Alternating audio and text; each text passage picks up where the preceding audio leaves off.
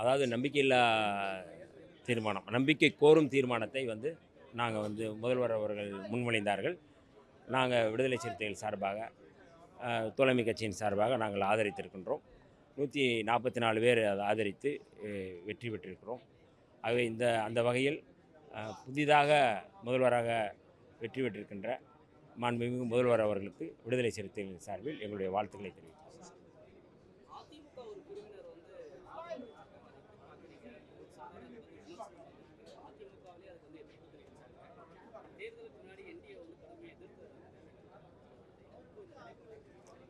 ஏற்கனவே எங்களுடைய தலைவர் எழுச்சி தமிழர் தொல்காப்பியன் திருமாவளவன் அவர்கள் பலமுறை எச்சரித்திருக்கிறார்கள். தேர்தலுக்கு பிறகு அதிமுக நிலை என்ன ஆகும் என்று கவலையோடும் அக்கறையோடும் குறிப்பிட்டிருந்தார்கள். பாஜக மாநில கட்சிகளை அழித்தொழித்துவிட்டு அவர்கள் அந்த இடத்தில் வருவதற்கான முயற்சி செய்வார்கள்.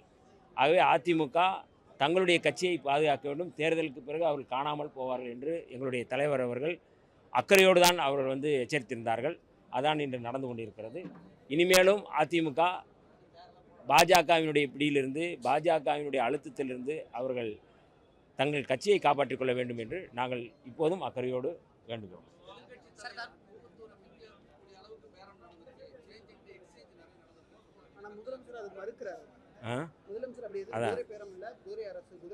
இல்லை, அவர் முதல்வர் அவர்கள் அது உள்ளேயே வந்து பதில் சொல்லியிருக்கிறாங்க.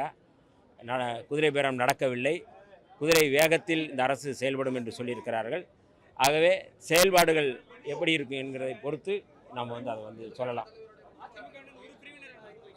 இல்லை, அதான் போக போக நம்ம வந்து அது தெரியும். அவர் முதல்வர் அதுக்கு விளக்கம் கொடுத்துருக்கிறார். அவர் சொன்ன குற்றச்சாட்டுக்கு முதல்வர் விளக்கம் கொடுத்துருக்கிறாரு. அது எந்த அடிப்படையில் வந்து எவ்வளோ வேகமாக போகும் அப்படிங்கிறத நம்ம வந்து பார்க்கலாம்.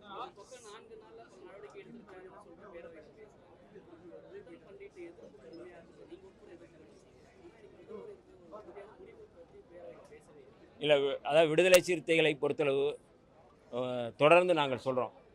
அந்த மாதிரி ஜோதிடம், பில்லி சூனியம் போன்ற மூட நம்பிக்கைகளை ஒழிப்பதற்கு ஒரு தனி சட்டம் அல்லது சிறப்பு சட்டம் இயற்ற வேண்டும் என்று நாங்கள் கோரிக்கை வைக்கின்றோம். மகாராஷ்டிராவில், ராஜஸ்தானில் இதற்கான சிறப்பு சட்டங்கள் இருக்குது. அது இளைஞர்களை, பல்வேறு குடும்பங்களை அழித்து வருகிறது. அதுவும் வந்து ஒரு சூதாட்டம் மாதிரி தான் மூட நம்பிக்கையும். ஆக அதிலிருந்து இளைஞர்களை, குடும்பத்தை பாதுகாக்க வேண்டிய பொறுப்பு முதல்வருக்கு இருக்கின்றது, தமிழ்நாடு அரசுக்கு இருக்கின்றது. ஆகவே தான் இந்த ஜோதிடம் நியமிப்பது, அரசு பதவி கொடுத்திருப்பது என்பது அது மிக மோசமான முன்னுதாரணம் என்கிற அடிப்படையில் தான் நான் சட்டப்பேரவையில் பேசும்பொழுது இந்த கருத்தை முன்வைத்திருக்கிறேன். ஆகவே தமிழ்நாடு அரசு அதை திரும்ப பெற வேண்டும், மூட நம்பிக்கைகளை ஒழிப்பதற்கான ஒரு தனி சட்டத்தை இயற்ற வேண்டும் என்று நாங்கள் கோரிக்கை வைக்கிறோம்.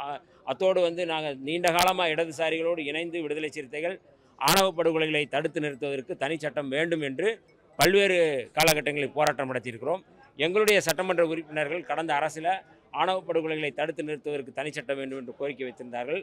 அந்த கோரிக்கையின் அடிப்படையில் தான் மரியாதைக்குரிய KN பாட்ஷா முன்னாள் நீதியரசர் அவர்களுடைய தலைமையில் வந்து ஆணையம் போடப்பட்டது.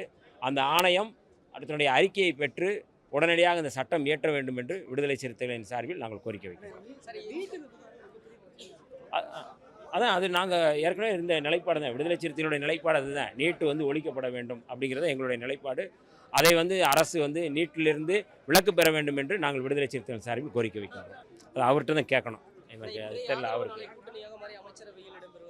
எல்லாமே தலைவர் அவர்கள் முடிவெடுப்பார்கள், அறிவிப்பார்கள். அதுக்காக நாங்கள் காத்திருக்கோம்.